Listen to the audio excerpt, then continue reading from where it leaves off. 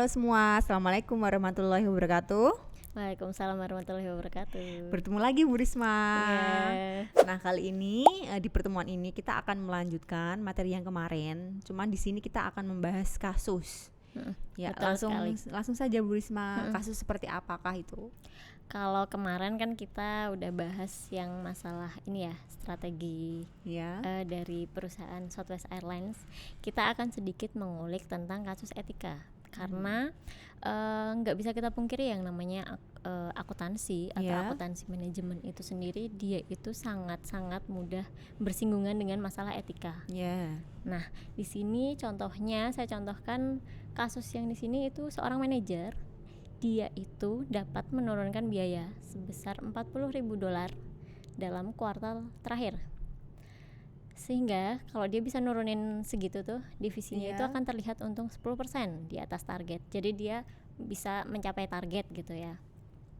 Dan si manajernya itu dapat bonus sebesar $10.000. Oh, 25%-nya ya? Dia terlihat untung 10% tapi dia dapat bayaran yang lebih gitu ya. Bonusnya gede gitu kan. Gede 25%-nya dari 40. Ya, makanya itu. Nah, ini nih yang jadi etikanya di sini adalah manajernya ini, dia itu ngejar si bonusnya itu tadi. Meskipun dia tahu tuh proyeksi kuartal keempat itu sebenarnya nggak menjanjikan dan tidak begitu berpengaruh kepada perusahaan secara garis besarnya itu nggak begitu berpengaruh gitu. Nah, tapi si manajer ini karena dia tergiur dengan bonus yang 10.000 tadi, dia itu memecat 3 sales paling mahal. Dengan asumsi ya kita tahu lah sales paling mahal itu berarti jam terbangnya udah tinggi, kemudian dia sudah mumpuni di bidangnya. Gitu ya. Dia malah memilih untuk merekrut sales baru di periode tahun depan.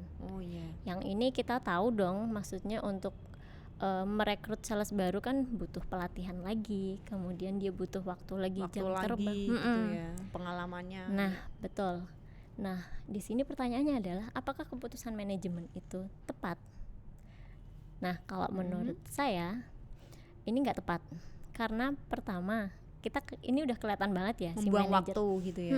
Si manajer itu dia jelas memprioritaskan kepentingan pribadi, keuntungan pribadi di atas kepentingan perusahaan bersama gitu ya. Nah, itu dia. Jadi karena dia punya kewenangan yang besar untuk dapat mindah orang, mecat orang kayak gitu kan. Kemudian dia punya informasi baik keuangan maupun non keuangan. Nah, dia bisa menyalahgunakan informasi tadi yang didapat dari analisis akuntansi manajemen itu untuk menguntungkan dirinya sendiri. Padahal sebenarnya akuntansi manajemen itu kan ada untuk menganalisis untuk pengambilan keputusan yang dia itu memberikan nilai positif buat perusahaan. Nah, di sini dia bisa dikatakan tidak beretika. Nah, itu kalau untuk yang akuntansi keuangan kan kita lihat kayak Enron gitu, dia menyelundupkan segala macam. Di sini juga ada dengan dia kayak itu kasus-kasus gitu ya.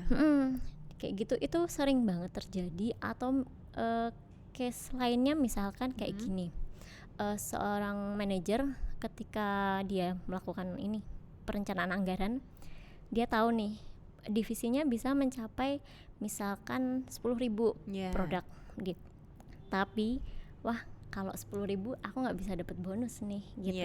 Dia turunin lagi nih 8.000 atau mungkin ekstrimnya udah deh rata-rata aja 5.000 aja biar aku dapat bonus. Padahal itu sih divisinya dia sebenarnya sangat mampu untuk mendapatkan memproduksi 10.000. Tapi karena itu tadi dorongan dari dalam dirinya untuk menguntungkan diri sendiri gitu itu. ya. Sebenarnya penting nggak sih kalau etika untuk akuntan itu? Nah, kalau menurut saya penting sekali, karena itu ibarat kita dikasih kepercayaan untuk mengelola perusahaan. Itu kita juga harus punya kesadaran diri dan tanggung jawab yang penuh, karena kita sudah dipasrahin, kita tahu kondisi perusahaannya seperti apa. Jadi kalau menurut saya itu etika itu adalah yang utama kayak gitu ya Bu ya. Oke. Untuk terakhir itu aja sih yang perlu saya tekankan, karena ilmu itu tanpa etika tuh juga bisa membahayakan, Ya, sangat kurang membahayakan. bermanfaat gitu ya Bu. Iya, betul. Ya, oke, sampai di sini dulu pertemuan kita. Terima kasih Bu Risma Ya, atas sama-sama. waktunya. Assalamualaikum warahmatullahi wabarakatuh. Waalaikumsalam warahmatullahi wabarakatuh.